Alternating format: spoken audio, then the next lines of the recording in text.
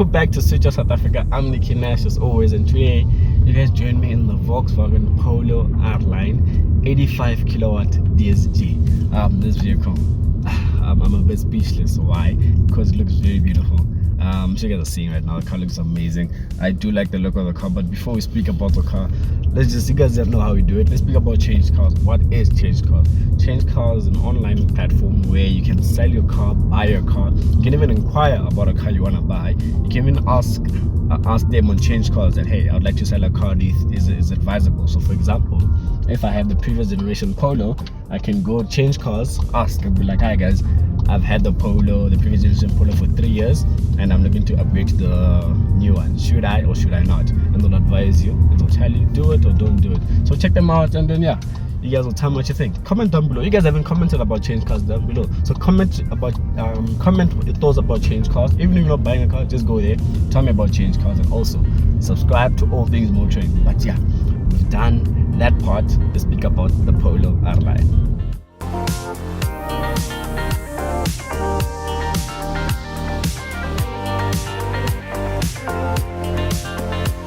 So the Polo R-Line, how can I tell you? I'm gonna tell you things you guys already know. If you've watched my previous review of the Polo, I tested the Polo Life. Click the link in the description box below, or the pop-up banner there for the Polo R-Line video. Polo Life 70 kilowatt 5-speed manual video.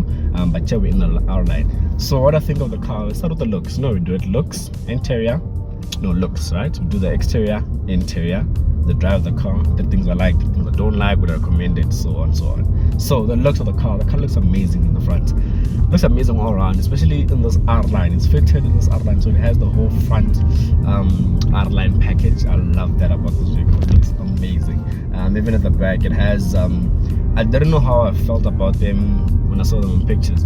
It has this fake exhaust type of situation going on at the back. So there is like four exhausts, drawn exhaust of this vehicle. I didn't know how I felt about the car when I saw those, but trust me, now that I've had the car on test and I've seen it, I really do like that. Because why do I like it? Because you can see immediately that it's an R-Line. You don't need any confirmation. You don't need no one to tell you that it's not an R-Line. Immediately when you see that at the back, you know I'm in the R-Line. So I like that about the look of the car. The interior is the same as the one I had on test. The only difference that on this one, the steering wheel has flat pedals and a 7-speed DSG gearbox. But otherwise the interior is exactly the same. The other difference is the seats. The seats are written it's cloth seats, and then they have R embroidery on it. So I do like that about the car. Another thing that I do like about the car when it comes to the interior, somehow the climate control system, it's haptic feedback. So it's touchscreen but with haptic feedback. Before I got the car, I didn't know if I'd like it, but surprisingly I do like it. I haven't had any issues with it over the past few days I've had the car. So now we need to speak about the drive of the vehicle. The car drives literally like a Polo or like a VW. It drives amazingly. It's not harsh on bumps. It's sitting on 17-inch rims, 17-inch wheels, my mistake. But it's also rims. My 17-inch wheels. The car drives nicely, takes bumps okay. It's not a harsh ride. It's an enjoyable ride. You would want to be in this vehicle day in, day out. That's what I do like about the car, the drive. And then the gearbox, perfect. 7-speed DSG gearbox, VW nailed it. From the previous generation was a 6-speed gearbox, if I'm not mistaken, and this 7-speed just gives you that extra gear, and you guys know what that extra gear does for you. It gives you better fuel efficiency. And speaking of fuel efficiency, those cars claim fuel efficiency is 5.4 liters per 100 combined. Will you get it? Definitely. You will even get it into the 4s depending on how you drive it. That's with the drive of the vehicle. The steering wheel feel, it's okay, not too bad. The car does give you that bit of punch when you do put your foot down, because 85 kilowatt 200 newton meters of torque, you do get that pull a bit. But honestly speaking, there isn't a huge difference from the 70 kilowatt one and the 85 kilowatt one that I'm in right now. The only difference that I do feel right now is just the pull. It gets to 120 slightly quicker, and obviously I'm not changing gears. That's the difference that I feel. But otherwise it's one and the same thing, honestly. Which one will I go for? It'll depend. Either or, actually. The manual is amazing. This DSG is amazing as well. So now we need to speak about 3 things I like and 3 things I don't like. You know how we do it this side. We start with the bad. And the bad, there is the bad actually. As much as I love this vehicle, as much as it's one of my favorite vehicles I've had on test, there is the bad. And the bad, number 1, it's the start-stop system. I don't like it because it's too intrusive. It wants to kick in way too soon. So I don't like that about the vehicle. If, for example, if you're in gear 1, for example, and you're in slow-moving traffic, the car does like, it jitters or it jerks, like it just goes forward, just like it wants to stall, or you know, it's going through something. So that's the stop-start trying to kick in, and when you press the button to switch it off, the car behaves. So I don't like the stop-start. That's one.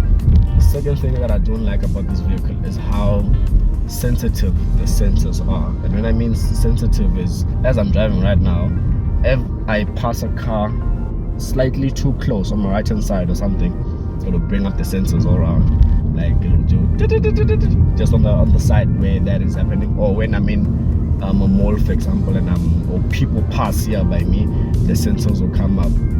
That's something that I don't like about this vehicle as well. And the third thing I don't like about this vehicle, it has to be the turbo lag in this vehicle. It's something that I didn't touch on too much when I was telling you about the drive of the car, because it literally slipped my mind, but I'm mentioning it now. The turbo lag here is very evident. I was even testing it. Literally, when you put your foot down, there's a good 4-second delay. Like it'll go 1, 2, 3 bills boost, and then it'll go.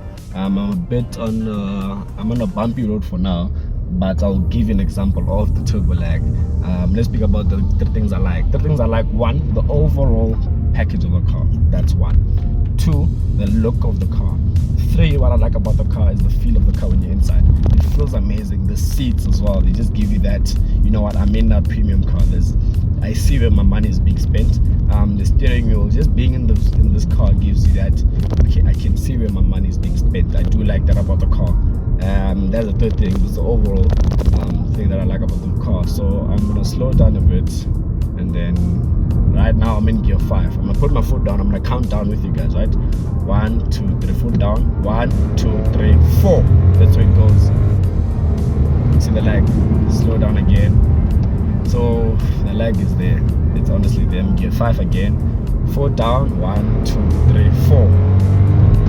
Literally, the turbo lag is insane. Even at standstill robots, you put your foot down, lag, and then goes.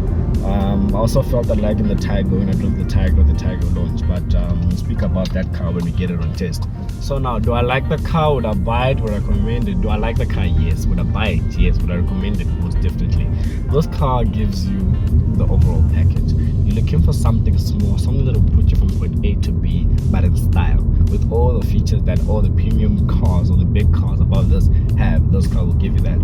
This car's starting price is 426 for the R-Line, 526,000 Rand for the R-Line, the one I'm in, and then you option it out however you want. Then you're looking at 450 going into 500 Rand. So this is a press car, so this one's fitted with literally almost every single thing. The only thing that I can think of that it doesn't have is blind spot monitoring, but other than that, it literally has everything else. It can park itself as a digital instrument cluster. It has the beat audio system. It has adaptive cruise control. So this car's fitted with almost everything. And how much is all those things? I do not know. I'm gonna give you guys this challenge. Go down. I'm gonna put the spec the spec it has in the description box below. Go down to the VW website. You guys spec it the way you guys would spec it, and then look at the spec. Tell me what you remove, what you wouldn't remove, if you keep it exactly like this, or you wouldn't spend money on this and just buy something else. Just tell me what you guys think of the car, where you guys would spend your money. But yeah, I personally, would I spend my money here? Definitely. Would I spec it the way VW spec this one? No. What would I remove? The parking itself, I don't need that. It parks itself.